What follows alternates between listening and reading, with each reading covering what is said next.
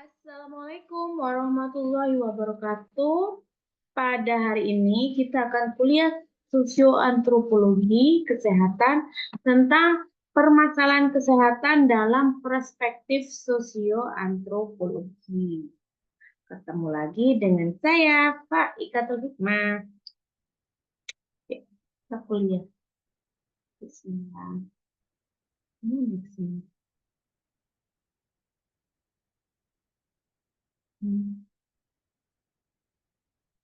Aspek sosial yang mempengaruhi status kesehatan dan perilaku kesehatan. Yang pertama itu ada umur. Jika dilihat dari golongan umur, maka ada perbedaan pola penyakit berdasarkan umur. Misalnya, yang balita penyakitnya penyakit infeksi. Sedangkan yang usia lanjut banyak menderita penyakit kronis seperti hipertensi, penyakit jantung koroner, kanker. Ya. Kemudian yang kedua, berdasarkan jenis kelaminnya, perbedaan jenis penyakit yang diderita oleh golongan tertentu berdasarkan jenis kelaminnya. Misalnya, di kalangan wanita lebih banyak menderita penyakit kanker payudara, sedangkan pada laki-laki banyak yang menderita kanker prostat, ya kan? Kalau di perempuan pasti ada penyakit-penyakit yang disebabkan kehamilan. Nggak mungkin itu terjadi di laki-laki. Gitu ya. Kemudian aspek sosial lainnya yang mempengaruhi kesehatan yang ketiga adalah pekerjaan, ya.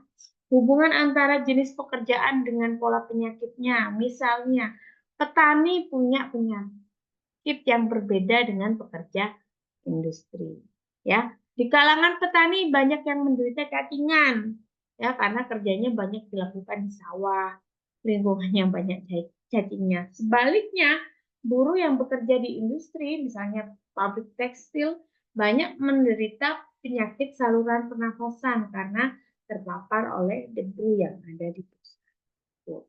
Kemudian yang keempat, sosial ekonomi. Nah, keadaan sosial ekonomi juga berpengaruh pada kematian. Misalnya, angka kematian lebih tinggi di kalangan golongan yang status ekonominya rendah dibandingkan dengan status golongan ekonominya tinggi. Demikian pula obesitas, ya, banyak ditemukan pada golongan berstatus ekonomi yang lebih tinggi. Sebaliknya, malnutrisi banyak ditemukan di kalangan masyarakat ekonomi rendah. Tapi mungkin kasus ini berbeda dengan daerah maju, ya.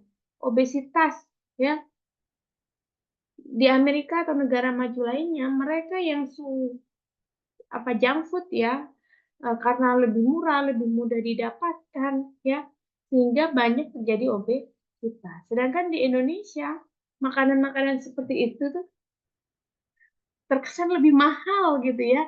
Bahkan kayak yang keren gitu habis makan burger lah, habis makan fried chicken lah, atau apapun ya. Terkesan, wah, lagi banyak duit nih, ayo kita jajan burger. Sedangkan di negara lain itu berbeda, ya. Oke. Mereka banyak mengkonsumsi junk food karena di negara mereka junk food itu lebih murah. Oke.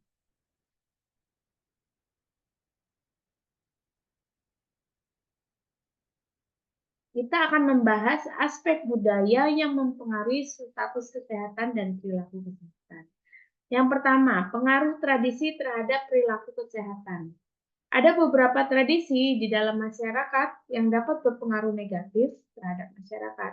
Misalnya di New Guinea, karena terjadi wabah penyakit kuru, yaitu penyakit ini menyerang susunan saraf otak dan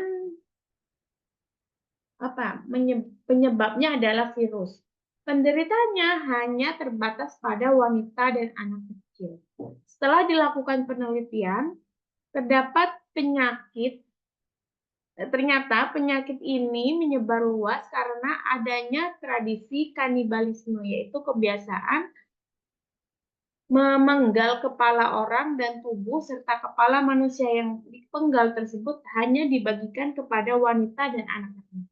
Sehingga kasus epidemik penyakit flu ini hanya terbatas di kalangan wanita dan anak-anak.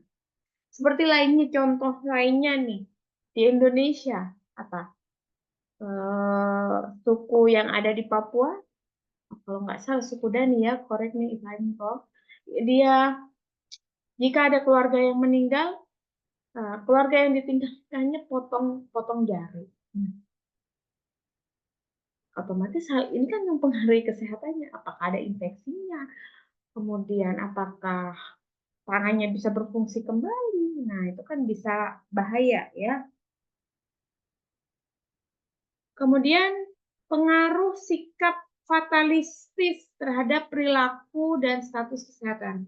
Fatalistis berasal dari kata fatal, yaitu sebuah sikap seseorang dalam menghadapi permasalahan hidup.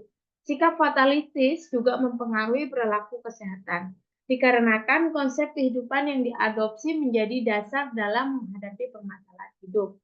Contohnya, ya, di Indonesia, di agama Islam kita diajarkan untuk berpuasa ya.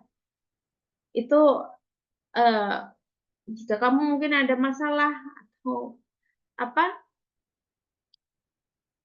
mungkin lagi berpuasa itu kan salah satu bentuk tubuh kita untuk melakukan detox kepada diri kita sendiri. Nah, karena kita sudah mengadopsi ya menjadi dasar dalam menghadapi apa yang ada di sekitar kita, mungkin lagi nggak punya duit, bisa juga dengan berpuasa, sehingga makanya lebih hemat ya, seperti itu. Ya banyak-banyak hal lainnya yang itu akhirnya menjadikan kita dalam mengambil keputusan ya. Ada yang bisa memberikan contoh yang lainnya? Mungkin. Apalagi? Oke, nanti tolong disampaikan. Komentar. Oke, kemudian pengaruh sikap etnosentris terhadap perilaku kesehatan. Etnosentrisme adalah sikap atau pandangan yang berpangkal pada masyarakat dan kebudayaan sendiri. Biasanya disertai dengan sikap atau pandangan yang meremehkan masyarakat atau kebudayaan lain. Etnosentrisme adalah penilaian terhadap kebudayaan lain atas dasar nilai standar budaya sendiri. Jadi, sebagai petugas kesehatan, kita harus mensikapi yang menganggap bahwa petugas adalah orang paling pandai, paling banyak tahu ya tentang masalah kesehatan. Karena pendidikan petugas kesehatan itu lebih tinggi dari masyarakat setempat, sehingga tidak perlu mengikut sertakan masyarakat dalam mengatasi masalah kesehatan. Nah, ini hal yang tak pantas dilakukan ya dalam menyelesaikan permasalahan, apalagi itu berbasis masyarakat, keterlibatan masyarakat untuk menyelesaikan masalah kesehatan masyarakat itu adalah hal yang penting. Kita sebagai orang luar ya, bukan orang dalam dari penduduk tersebut. Nah, kita harus kenal nih gimana budaya mereka, ya. Dan bagaimana mereka itu menyelesaikan permasalahannya sendiri. Mungkin nih beberapa bidan ya, atau mereka yang bekerja di pedalaman untuk melahirkan seseorang, biasanya ada ritual-ritual tersebut ya. Dan kalau ritual itu tidak dilakukan, itu bisa apa? Bisa ya nggak selamat, katanya sih seperti itu. Ya. Senyampang itu tidak mempengaruhi kesehatan ibu dan bayi yang dikandungnya gitu kan. Kita sebagai petugas kesehatan harus menghormatinya. Ya, tetapi bila itu mempengaruhi keselamatan ibu dan bayinya, nah kita harus memberikan edukasi. Contohnya apa ya? Bu Ica pernah sempat dengar ceritanya teman yang ditugaskan di Bondowoso ya, di daerah pedalaman di Bondowoso tuh, katanya kalau melahirkan harus di depan apa itu? Tumang. Do you know tumang? Itu loh kompor yang dari tanah yang pakai kayu bakar. Nah, katanya harus melahirkan di depan itu. Ada budaya yang seperti itu. Nah, kita sebagai petugas kesehatan ya harus memberikan edukasi, minimal kalau melahirkan itu di tempat yang bersih, tempatnya sudah ya bersih. Kalau pas seandainya keluar terus kena kena yang apa tumang tersebut, wah itu bahaya lagi ya. Mungkin persepsinya adalah zaman dulu itu kan nggak ada listrik ya, nggak ada listrik sehingga eh, penerangan orang melahirkan bisa terjadi lebih sering di malam hari. Nah, pada saat itu yang memungkinkan atau yang terlihat dengan jelas ya kalau kita menyalakan tumang sehingga pada saat proses persalinan itu akan terlihat jelas. Mungkin dilogikakan seperti itu. Jadi memberikan memberikan saran bahwa di zaman modern ini hal tersebut tidak, maksudnya kalau dilakukan ya sangat berbahaya untuk kesehatan ibu dan ibunya. Begitu ya, lebih ke arah edukasi kepada masyarakat. Kemudian pengaruh rasa bangga pada statusnya terhadap perilaku kesehatannya. Suatu perasaan bangga terhadap budaya berlaku pada seseorang. Hal tersebut berkaitan tentang sikap etnosentrisnya tadi. Contohnya, dalam upaya perbaikan gizi di suatu daerah atau pedesaan, ada yang daerah itu menolak makan daun singkong walaupun mereka tahu bahwa vitaminnya mungkin tinggi. Nah, ternyata apa? Setelah diselidiki, ternyata masyarakat beranggapan orang yang makan daun singkong itu daun singkong itu pantasnya hanya untuk makanan kambing. Kenapa kok kita manusia kok disuruh kasih makan makanan kambing? Nah, itu salah satu bentuk penilaian ya masyarakat itu memiliki persepsi yang berbeda tuh. Kemudian pengaruh norma terhadap perilaku. Contohnya, upaya untuk menurunkan angka kematian ibu dan bayi banyak mengalami hambatan karena apa? Ada norma yang melarang hubungan antara dokter yang memberikan pelayanan dengan ibu hamil. Norma yang melarang hubungan antara dokter yang memberikan pelayanan dengan ibu hamil sebagai pengguna layanan. Ya, contohnya mungkin ada yang menganggap bahwa pada saat persalinan itu tidak boleh ditolong oleh dokter laki-laki gitu ya. Ya mungkin hal tersebut karena memiliki norma-norma yang menganut hal tersebut ya. Padahal ini pada saat persalinan itu kan pada saat yang perjuangan antara hidup dan mati ya. Kalau menurut Buja siapapun yang bisa menolong itu dengan memberikan keselamatan pada ibu hamil, why not? Begitu. Kemudian pengaruh nilai terhadap perilaku kesehatan. Nilai yang berlaku di masyarakat berpengaruh terhadap perilaku kesehatannya. Nilai-nilai tersebut ada yang menunjang dan ada yang merugikan. Beberapa nilai yang merugikan, misalnya penilaian yang tinggi terhadap beras yang putih. Meskipun masyarakat mengetahui bahwa beras merah itu lebih banyak mengandung vitamin B1 jika dibandingkan dengan beras yang putih. Begitu. Kemudian masyarakat lebih memberikan nilai yang tinggi pada beras putih karena mereka menilai beras putih lebih enak dan lebih bersih. Padahal ya tidak begitu juga ya. Beras merah selain banyak vitaminnya, seratnya juga lebih tinggi. Kemudian pengaruh unsur budaya yang dipelajari.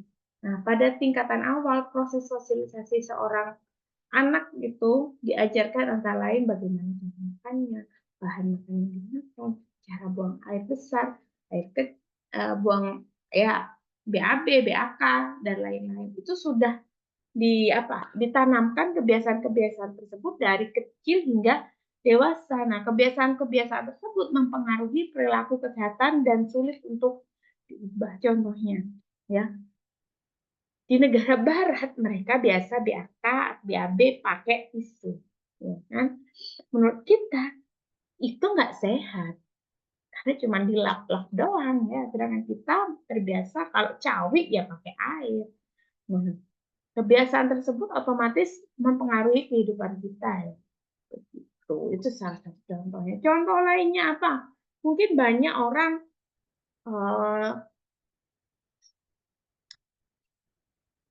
BAB, BAB di sungai ya. Ada beberapa BAB di sungai, ada yang berhasil dibikinkan WC umum, ada yang tidak. Nah, salah satu daerah, ini Jawa Timur, dua-dua di Jawa Timur, tapi beda. Yang satu kota, contohnya dibikinkan WC umum. Kenapa sih kok orang itu suka BAB di pinggir sungai? Oh, karena di pinggir sungai itu saat BAB kita ketemu banyak orang. Kita bisa sambil ngobrol dan bercerita. Nah, begitu kan? Jadi, di situ saat diadakan apa toilet umum, di toilet umum itu tempatnya yang bisa dikunjungi barang orang, mungkin sambil nyuci lah, ada yang BAB, mandi dan segala macamnya.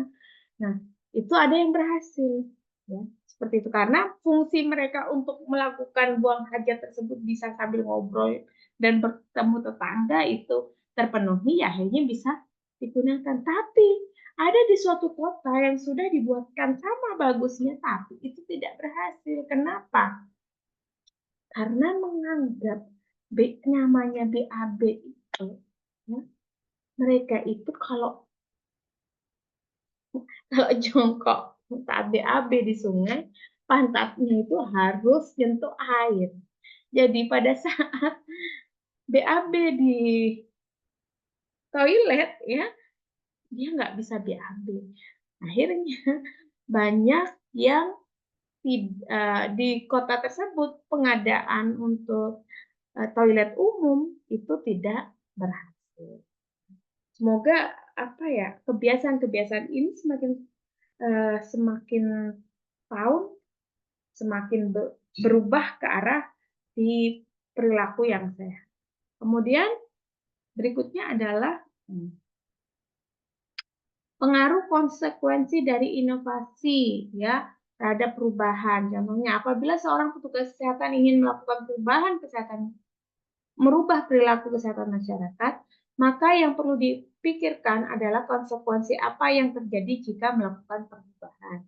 Menganalisis faktor yang terlibat atau berpengaruh pada perubahan tersebut dan perubahan untuk memprediksi apa yang akan terjadi dengan perubahan tersebut. Contohnya apa? Ya, inovasi, contohnya di teknologi ya. Contohnya pada saat zaman COVID kemarin, kalau kita mau berobat ke dokter, kita harus datang menghadap dokternya atau ke klinik. Tapi perubahan ini juga terjadi pada saat COVID kemarin, di mana kita tidak boleh keluar rumah, hanya di dalam rumah sampai berbulan-bulan ya. Kemudian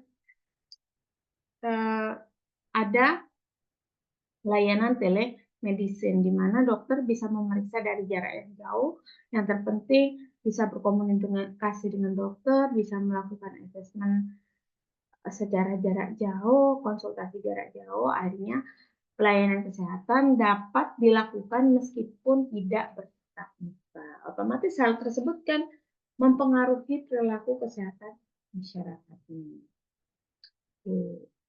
Terima kasih. Semoga kuliah hari ini bisa bermanfaat. Saya akhiri. Assalamualaikum warahmatullahi wabarakatuh.